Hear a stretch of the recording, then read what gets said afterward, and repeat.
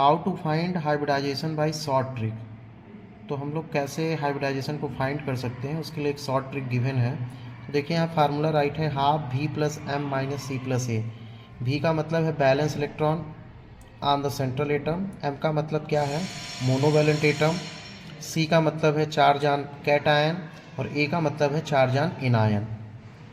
तो देखिए यदि वैल्यू आती है एच की 2 तो एस पी होगा, 3 आती है तो एस पी 2, 4 आती है तो एस पी 3, 5 आती है तो एस पी 3 डी और 6 आती है तो एस पी 3 डी 2 और 7 आती है तो एस पी 3 डी 3।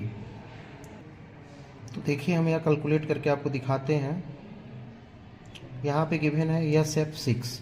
तो देखिए सेंट्रल एटम यस है, तो पहले हम राइट करेंगे हाफ, फिर भी है, भी का मतलब है बैलेंस इलेक्ट्रॉन। तो सल्फर के बैलेंस इलेक्ट्रॉन कितने होते हैं 6, तो 6 राइट करेंगे प्लस मोनोवैलेंट। मोनोवैलेंट का मतलब है जिस एटम की बैलेंसी 1 हो, जिसमें सिंगल बॉन्ड बने। तो देखिए यहाँ पे F जो है सिंगल बॉन्ड है, इसकी बैलेंसी 1 होती है, तो यहाँ पे F कितने हैं 6 है।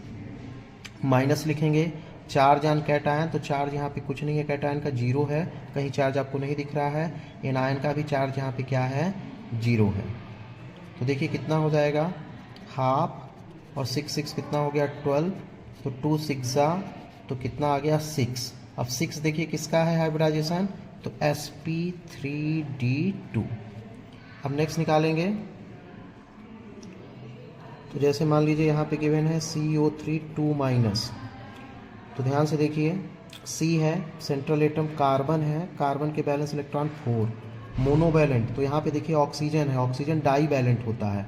डाई वैलेंट का मतलब जिसकी बैलेंसी 2 है, तो यहाँ ऑक्सीजन आपको मतलब मोनोवैलेंट कुछ नहीं है 0। चार्ज ऑन कैटायन, तो यहाँ देखिए 2 माइनस लिखा है, तो कैटायन पे नहीं है एनायन पे है, तो एनायन यहाँ पर कितना हो जाएगा 2। तो देखिए क्या हो जाएगा हाफ, 4 2 कितना हो गया 6, तो 2 3 तो कितनी वैल्यू आ गई 3, और 3 का क्या मतलब है sp2। कार्बोनेट में क्या हो जाएगा sp2। एक और कैलकुलेट करते हैं, देखिए यहाँ पे राइट है NH4 पॉजिटिव। तो देखिए सेंट्रल एटम आपका क्या होगा नाइट्रोजन, नाइट्रोजन के बैलेंस इलेक्ट्रॉन कितने होते हैं 5। मोनोवैलेंट एटम देखिए हाइड्रोजन के कितने हैं 4। मोनोवैलेंट का मतलब है जिसकी बैलेंसी कितनी हो,